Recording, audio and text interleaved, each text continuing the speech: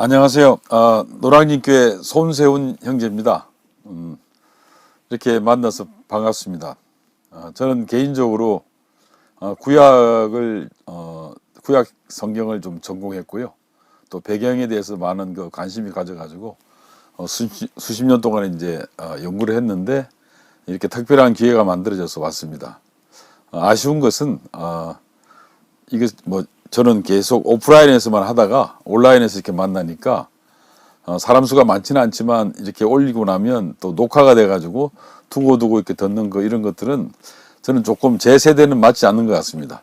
그냥 즉석에서 오프라인에서 이렇게 하면 좋았는데 하여튼 시작은 이렇게 약속을 했으니까 시작을 합니다만 제가 이 3시간 동안 이걸 다 할 수 있는지는 의문입니다. 왜냐하면 제가 PPT가 한 240쪽 정도 이렇게 만들어 놓았고요. 한 6파트로 이렇게 나눠서 있기 때문에 시간이 되는 데까지 열심히 하겠습니다. 개인적으로 유대인 가정이라 하면 저는 유대인이 아니기 때문에 1차적으로 이제 제3자 입장에서 보는 거지만 또 한편으로는 유대인에 대한 전공을 좀 했기 때문에 우리가 구약 성경의 눈으로 이 유대인들을 한번 여러분들께 좀 말씀을 나누면 어떨까 싶습니다. 또 한 가지는 이제 이번에 특별하게 이 가정을 한다면서 저도 아들, 딸이 둘이 있습니다만 이걸 준비하면서 느끼는 것이 늘 이제 느끼는 마음이지만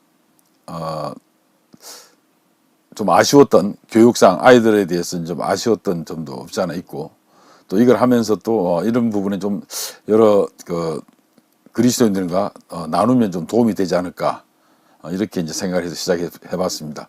이 순간순간에 이 과정에서 제가 약간의 사실적인 어떤 간증과 아마 연결이 되기 때문에 여러분들의 좋은 분별과 또는 여러분들에게 도움이 됐으면 감사하겠습니다. 자, 먼저 이제 오늘 첫 번째 시작할 것을 말씀드리겠습니다. 우리나라의 가정교육은 여러분 잘 아시다시피 좋은 점도 있지만 문제점도 없지 않아 있습니다. 대부분의 이제 이 가정들이 이 가훈이라든지 이런 수신, 자기를 다스리는 이런 자기를 절제하는 또 자기를 수신하는 이런 것이 없기 때문에 가치관이 많이 상실됐죠. 그래서 또 부모님들도 좀 요즘 부모님들 보면 자신감이 좀 없는 것 같아요. 그리고 이 시대가 너무 급박하게 이제 변하다 보니까 부모 탓도 있지만 이 시대가 전부 다 이제 물질 만능이나 배금주의가 돼가지고 모든 권위는 다 상실된 것 같습니다. 특히 부모님의 권위가 많이 상실된 게 참 아쉽습니다. 그리고 사회가 이렇게 세분화되고 발전되면서 이렇게 배가 고파가지고 빵을 훔치는 이런 범죄보다 장발식이라고 그러죠. 장발장식 이제 범죄라고 그러는데 그거보다는 아주 주식이라든지 하여튼 절묘하게 뭐라 그럽니까 주가 조작이라든지 또는 전혀 우리가 일반 서민들은 접근할 수 없는 대장동 사건이라든지 이렇게 어마어마한 일들이 고등범죄가 이제 만연하고 있죠. 이런 게 많이 변하는 것 같습니다. 특히 이제 가정교육이 이제 붕괴되는 이유 중에 하나가 교회도 마찬가지인데 너무나 많은 유튜브를 보고 SNS를 통해서 이제 정보를 습득하려고 해요. 사실 제가요, 한 20년, 30년 전에는 이런 강좌가 그렇게 필요하지 않았던 것 같습니다. 왜냐하면 지금 이런 것들은 여러분들이 관심만 두면 교재가 너무 많아요. 책이 너무나 많기 때문에 유대인에 관련된 책들이 그것만 다 읽으면 한 3, 40권만 읽으면 충분히 이 내용들이 다 섭렵할 수 있는 겁니다. 그런데 요즘은 그렇게 안 봐요. 그냥 누가 씹어가지고 이렇게 쉽게 이렇게 전달해주면 그거 그냥 맛을 보는 그런 입장입니다. 그래서 저는 하면서도 아쉬운 부분이 없지 않아 있습니다. 사실 이 유튜브라는 게 단점도 없지 않아 있습니다. 가볍게 접할 수는 있지만 그 내용의 깊이가 그렇게 깊진 않아요.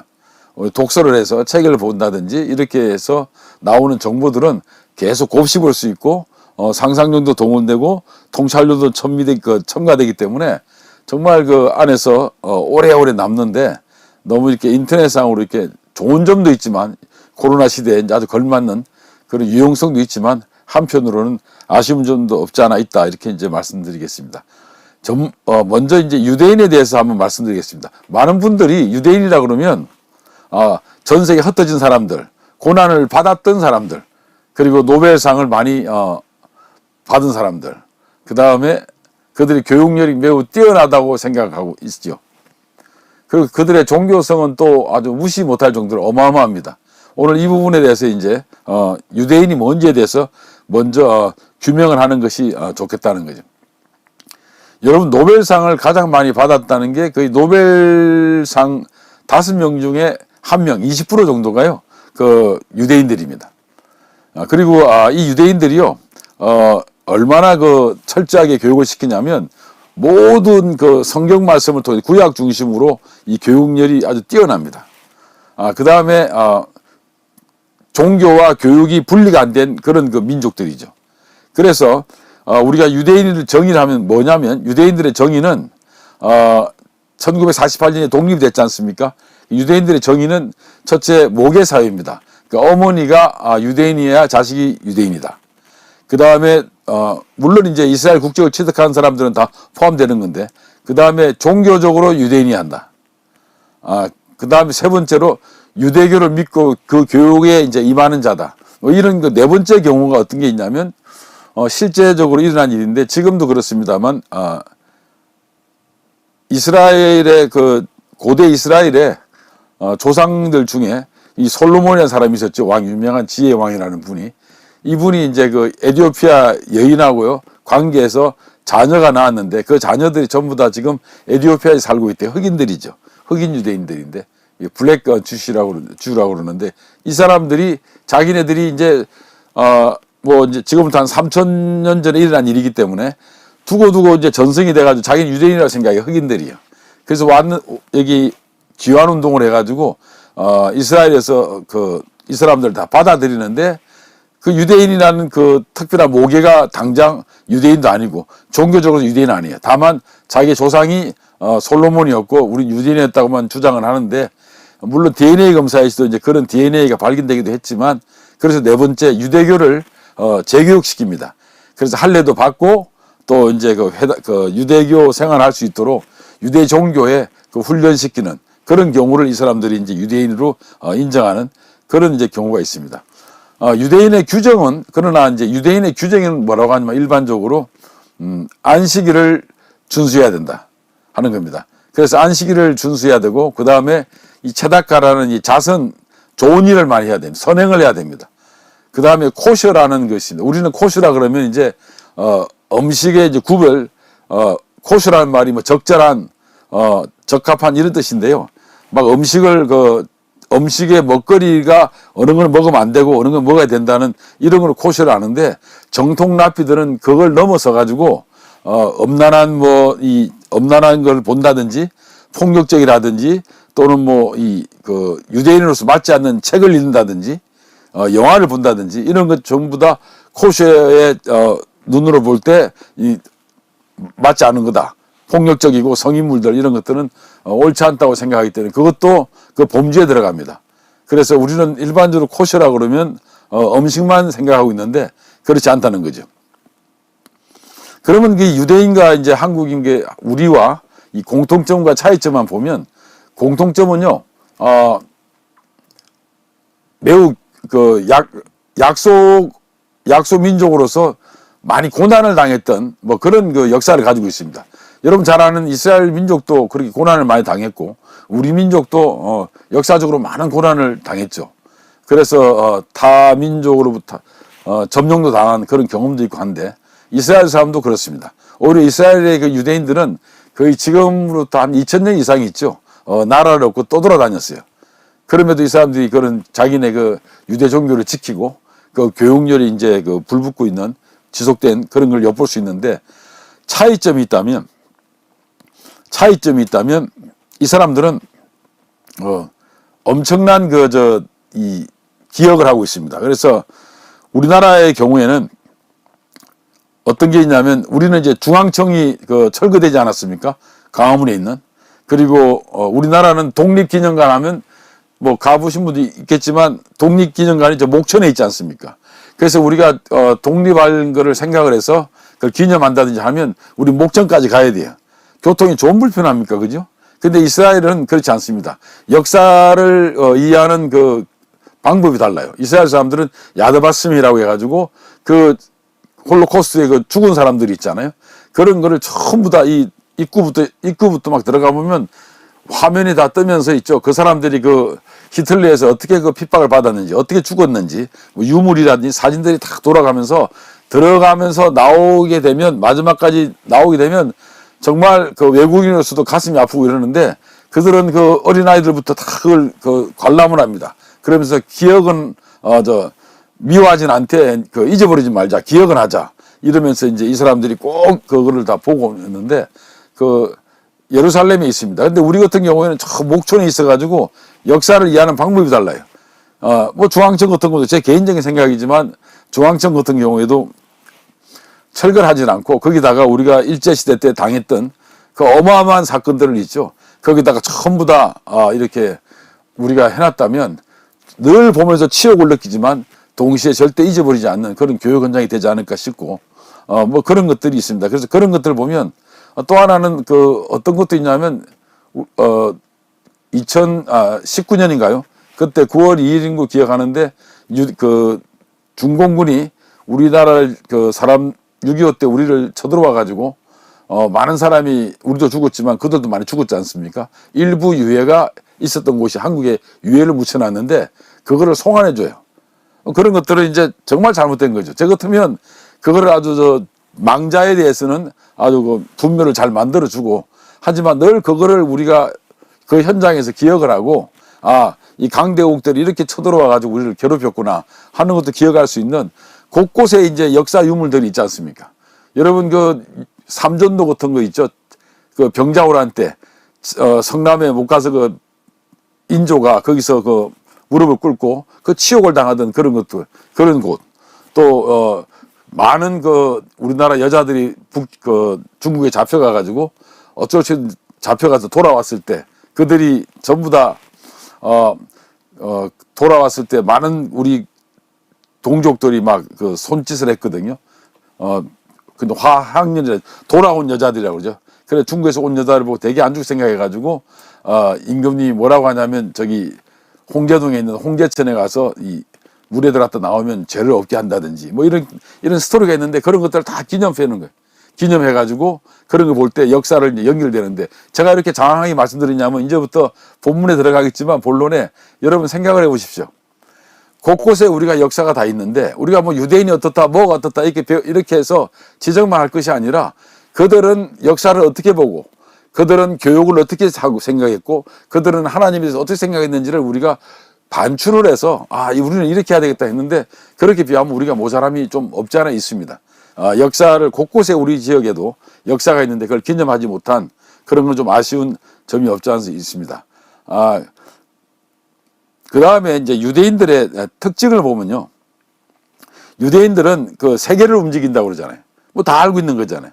그래서 유대인들한테 유명한 일화도 있고 유대인의 속담이 많이 있습니다. 제가 먼저 그걸 하기 전에 왜 유대인들이 뛰어난지에 대해서 한번 말씀을 드리겠습니다. 유대인은 왜 뛰어날까? 그냥 제가 옛날에 요약한 게 있는데요. 한번 보시고 하겠습니다. 하여튼 세계를 움직이는 유대인들이 이렇게 많이 있습니다. 유대인들의 이제 일화나 속담을 한번 쭉 살펴보겠습니다. 세계를 움직이는 유대인들이 많은 기업들의 총수가 다 세계에서 세계적인 기업들의 총수가 유대인들이고 말씀드린 대로 노벨상 5명당 1명 정도가 이 노벨상을 수상했고 그 다음 미국의 유명한 대학들의 아이비리그 4분의 1 정도가 유대인들입니다.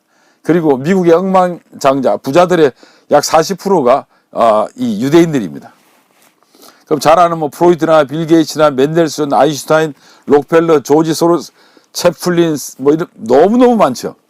그래서 유대인들의 그런 세계를 꽉 잡고 있는데 여러분 이거 유명한 일화가 있습니다. 예수님과 맨델스존과 마르크스와 프로이트와 아인슈타인이 5명이 앉아 있었대요. 그래서 다 유대인들이죠. 그래서 예수님이 뭐라 그러냐면 인간에게 제일 중요한 거는 사랑이라고 이야기하니까 맨델슨이 뭐라냐면 그렇지 않다. 인간에게 중요한 거는 음악이라고 이야기를 했어요. 그러니까 마르크스는 뭐라 그러냐면 그렇지 않다.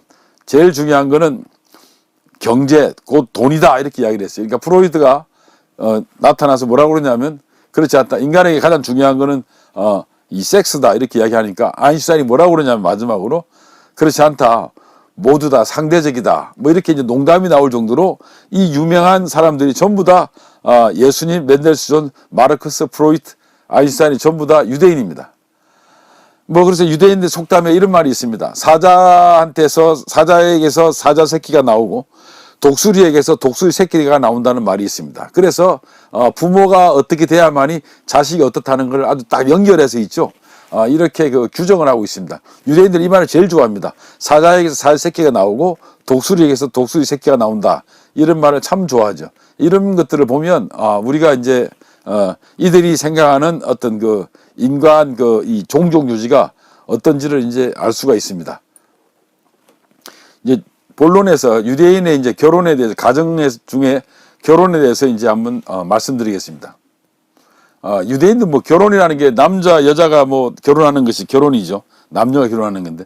근데 유대인들은 성경에 나와 있잖아요. 레위기에도 나와 있지만 네 이웃을 사랑하라 이렇게 말씀을 하고 있는데 우리 신약에서도 예수님께서 내 이웃을 사랑하라 그러는데 유대인들은 제 첫 번째 자기 이웃이 바로 누구냐면 아내로 생각하고 있습니다. 그래서 너 이웃이 가장 가까운 첫 번째 이웃이 바로 뭐냐면 아내다. 어떻게 했냐? 아내를 사랑해야 된다는 게 대전제가 깔려 있습니다.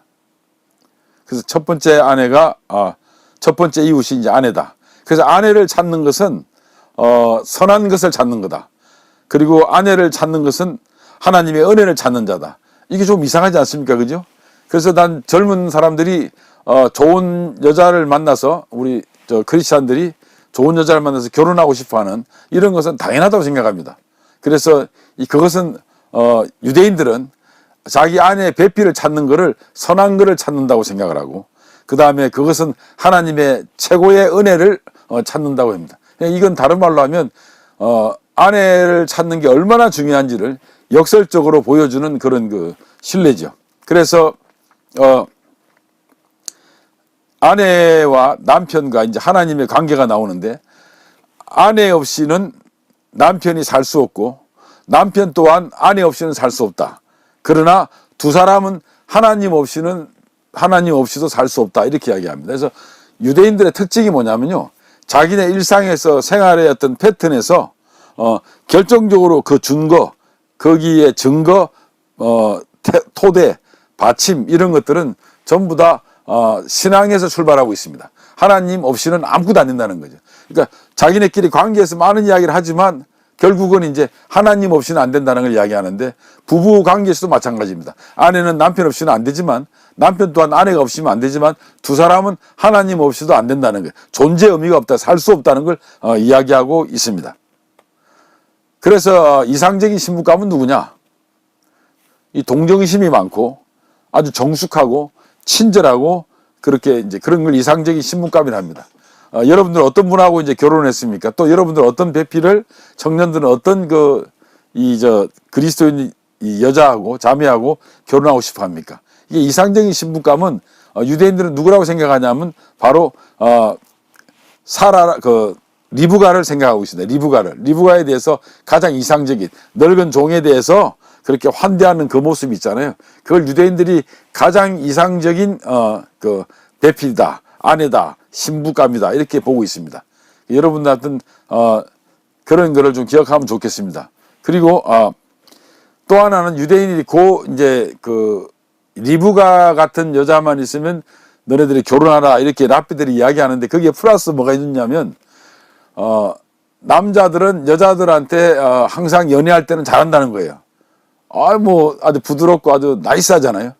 그런데 그 남자가 진짜 친절한지 안 하는지, 동정심이 있는지 없는지, 또 여자가 신부가 남자한테는 물론 잘하겠죠. 이제 연애하고 할 때는, 교제하고 할 때는. 그렇지만 그 사람이 진짜 참신한 이상적인 신부감인지 아닌지 하는 거는 꼭 그 유대인들이 하는 말이 있습니다. 뭐냐면 식당에서 식당 종업원한테 어떻게 대하는지를 보라는 거예요. 그러니까 다른 말로 하면 이 갑과 뭐 을이라고 할 수는 없겠지만 그래도 이제 종업원한테 이 시키는 뭐 이 주문하는 또는 말투 이런 걸 보면 유대인들은 그 사람의 심성을 알 수 있다는 거죠. 랍비들이 그렇게 이야기하고 있습니다. 그래서 단순하지만 이런 것에서 우리가 많은 것을 이제 깨달을 수 있습니다. 그 유대인들은 이 가정은 있죠. 뭐라 그러냐면 하나님이 사람의 형상을 빚은 것처럼 가정 안에서도 상징적으로 사람을 빚으라고 만들으라고 하나님께서 뭘 줬냐? 율법을 줬다는 거죠. 오늘날로 이야기하면 내가 너희를 창조했지만 너희 안에서 가정에서 정말 또 새로운 좋은 사람들, 좋은 인재들 그런 사람들을 키우고 빚을 내면 뭐라냐? 그렇기 위해서는 뭘 줬다? 성경을 줬다고 이해하면 됩니다. 유대인들은 하나님께서 아담과 하와를 창조했지만 가정에서 좋은 그 자녀들을 키우라는 의미에서 율법을 줬다 이렇게 이제 이야기하고 있습니다. 그리고 이제 결혼은 되게 이제 거룩하게 생각을 합니다. 특히 결혼할 때 유대인들은 남편을 가리켜서 남편이 아내에 대해서 뭐라고 이야기하냐면 성물이라고 해서 귀한 물건이라고 이렇게 귀한 분이라고 이야기합니다. 그래서 성소에 나오는 성물이 있죠. 이렇게 생각을 합니다. 아주 그 아내를 귀하게 생각합니다. 여러분 우리가 이런 건 좀 배워야 되는데요. 유대인들은 그 아내에 대해서 얼마나 귀하게 생각하는지 지금 계속 이야기하다 보면 나올 겁니다. 특히 결혼식 때는 결혼식 진행 중에 꼭 유리컵을 깨트립니다. 그 유리컵을 왜 깨트리냐면 두 가지 이유가 있습니다. 그들 조상이 하나님께 불순종했기 때문에 성전이 파기되지 않습니까? 그 주전 587년에 6년에 그때 이제 성전이 파괴되는데 느부갓네살의 왕에 의해서 그렇게 파괴돼서 이제 깨져버렸잖아요. 다 없어졌잖아요. 다시 만들지도 못하죠. 물론 나중에 이제 성전을 재건축하긴 하지만 그런 걸 기억하자는 의미에서 깨뜨리고 그리고 또 하나는 유리컵이 깨졌듯이 결혼해가지고 이혼했을 경우에 영원히 이제 결혼도 물릴 수 없는 아주 엉망진창이 되기 때문에 원상복구가 안 되기 때문에 그걸 조심하라는 의미에서 유리컵을 깨뜨립니다. 깨뜨려가지고 하나는 공동체의 불신앙으로 인해서 성전이 무너진 것에 대한 어떤 기억, 되새김. 또 하나는 이렇게 결혼해가지고 이렇게 깨질 수도 있으니까 항상 남녀가 신랑과 신부가 조심해야 된다는 그런 의미를 담고 있습니다. 여기에 보면 이제 그 남편과 아내 관계가 잘 나와 있는데요.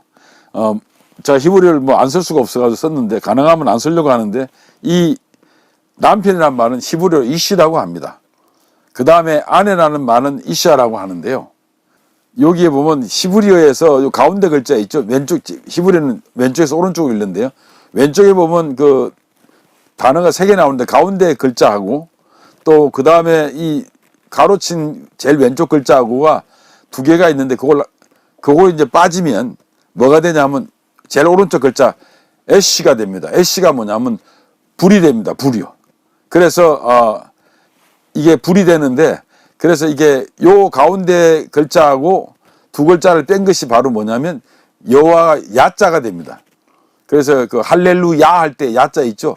여호와에 대한 축약형인데 남자하고 여자한테 단어 하나를 빼니까 그게 여호와란 말이 되는데 그래서 하나님이 가정에 들어가 있다는 거예요. 남편과 아내가 있는 곳에는 여호와 하나님께서 함께 한다는 의미를 상징하고 그 하나님이 안 계시면 뭐가 되냐면 남편과 아내 사이는 불같이 돼버린다니까. 불이 되게 다 탈 거 아닙니까? 그죠? 서로를 불살르게 되는 거죠. 그래서 우리 옛날에 그 사주가 뭐 지금도 있지만 우리는 뭐 저는 본 적이 없지만 사주에 보면 뭐 서로 흙하고 뭐 이 나무하고는 뭐 조화가 되고 뭐 또 이 불화자하고 나무 목자하고는 뭐 이렇게 서로 불을 태우니까 서로 관계하면 안 된다. 결혼하면 안 된다. 이런 뭐 이야기들이 있지 않습니까? 그런 식으로 여기 보면 불이 된다는 거예요. 그래서 여호와 하나님께서 그 단어에 그렇게 들어가 있습니다. 그래서 야자가 되는데요. 이게 여호와라는 말에 할렐루야 할 때 야자의 그 축약형입니다. 여호와라는 뜻입니다. 그래서 이런 것들이 이제 그 단어에도 이 사람들이 계속 이렇게 설명하는 경향을 볼 수 있습니다. 가장 불안한 가정이 뭐냐면 두 사람 다 하나님을 안 믿는 것도 불안하지만 정말 불안한 거는 뭐냐면 한 사람은 하나님을 믿고 한 사람은 부모 중에 한 사람이 하나님을 안 믿을 때 불안한 가정이라는 거죠. 그래서 크리스찬들 중에서도 그런 게 있지 않습니까? 우리가 믿지 않는 사람하고 결혼했을 경우에 그 가정이 온전치 않다 하는 것을 이제 은연중에 우리가 교훈으로 받을 수 있습니다. 그리고요, 유대인들은 결혼할 때 혼인 서약서를 씁니다. 케투바라고 하는데요. 이게 뭐냐면 이제 남편 되는 사람이 아내한테 그 각서를 써줘요. 그래서 여자가 시집 왔을 때 폐물 가지고 거 있죠. 뭐 우리식으로 하면 뭐 농 갖고 오고 뭐 다이아몬드 갖고 오고 뭐 부자나 가지고 오겠지만 반지나 뭐 소파나 할 것 하여튼 모든 거 갖고 온 거를 다 적습니다. 모든 거 다 적습니다. 여자가 가진 신부가 그 예물을 갖고 온 걸 다 적어요. 적고 난 뒤에 거기에다가 뭘 하냐면 이거와 함께 내가 만약 이혼할 경우에 이거 플러스 몇 배를 더 돌려주겠다 하는 각서를 씁니다. 남편이. 그래서 여자가 그걸 가지고 있어요. 그래서 서로 돈이 없거나 대출을 받고 싶으면 그 각서를 은행에다가 보여주면 그거를 담보로 대출을 받을 수 있습니다. 그게 유가정권입니다. 그러니까 유대인들은 이혼을 물론 하는 사람도 있지만 제가 아는 유대인 한 분도 이제 이혼을 한 사람을 내가 알고 있는데 여간해서 이혼을 안 합니다. 왜냐하면 경제적으로 일단 손실이에요. 엄청 손실이죠. 그런 거 보면 이분들이 이혼을 안 하는 그런 그 배경에는 이런 요소도 껴 있습니다. 우리도 아마 이런 거 해놓으면 어떻게 될지 모르겠습니다. 하여튼 그렇습니다.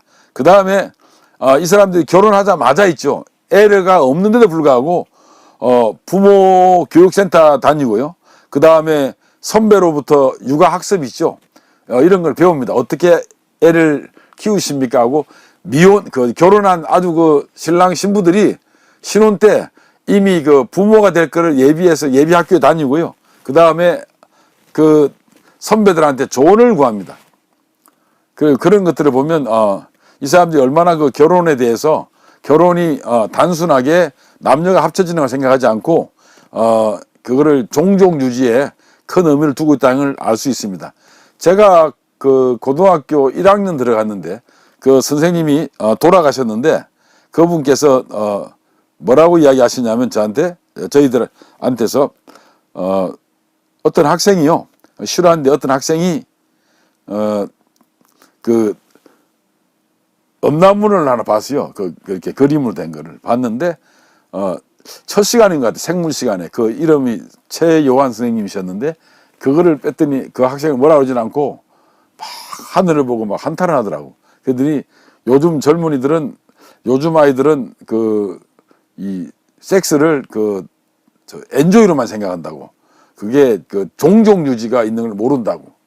너네들이 그걸 알 때 되면 내 나이 때 되면 그걸 알 거라고 막 이런 식으로 이야기를 하는데 우리 학생들이 전부 다 웃었어요. 근데 지금 보니까 유대인들은요 이미 결혼이 물론 성적인 결합이 있지만 육적인 결합도 있지만 이들은 어떻게 생각하냐면 그 이면에는 종족 유지에 대한 하나님의 명령이라고 생각하는 게 딱 있습니다. 그래서 결혼하자마자 부모 교육센터에 다니고 결혼하자마자 선배들한테 애들 어떻게 키우고 어떻게 합니까 하고 계속 그거를 관찰하러 다니는 거예요. 정상적인 유대인. 이게 얼마나 놀랍습니까? 이런 것들은 우리가 좀 배워야 되지 않겠냐 싶습니다. 그리고요 유대인들은 특히 있죠. 이제 애를 많이 낳았다 그러면 남녀가 자녀들 앞에서 하루에 한 번 이상은 무조건 키스하라는 말이 있습니다.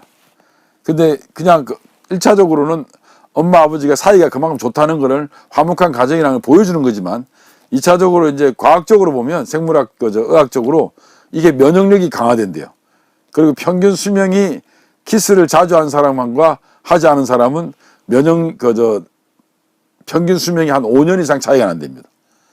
뭐 그런 거 보면 그래서 제가 이제 한번 조사를 해봤거든요. 그랬더니 키스를 한번 하면 할 때마다 적게는 6칼로리, 많게는 10칼로리가 이제 소모가 되고 면역력이 정진되고 이 스트레스가 해소된대요. 그 옥시토신이라는 게 분비돼 가지고 그리고 그 침이 많이 나오기 때문에 충치 예방에도 좋고 이 흥분했기 때문에 좀 이게 혈관이 팽창해서 혈압이 감소되고 통증도 또 완화된답니다. 그리고 수명도 아까 말한 5년 정도가 이렇게 나온다니까 이건 제가 이제 찾아본 겁니다. 그래서 하여튼 그 우리나라 사람들은 그런 거 많이 하지 않는지 모르겠지만 저는 뭐 어떤지 모르겠지만 한국 사람들은 이런 걸 잘 공개적으로 이야기하기가 되게 쑥스럽긴 한데요. 유대인들은 막 수시로 이렇게 키스를 하고 이렇게 하는 것 같습니다. 다음에는요, 가치관이 다른 사람하고는 절대 결혼하지 않습니다. 여러분 이런 것들은요, 우리가 꼭 배워야 됩니다. 아까 말씀드린 것처럼 불완전한 그 가정은 하나님 믿는 사람과 믿지 않는 사람이라고 했지만 가치관이 다르다는 것은 다른 의미로 이야기하면 목표가 다르고 목표가 다르면 행동이 다를 거 아니에요. 행동이 다르면 삶 자체가 다르죠. 그런 사람하고는 결혼할 수가 없죠, 당연히. 유대인들은 이걸 아주 중시합니다. 이 말의 이면에는 이방인과 결혼하지 말라는 말이 딱 들어가 있는 겁니다. 말은 안 했지만. 그래서 이런 것들을 기억하시면 참 좋겠다 생각이 들고요. 다음 또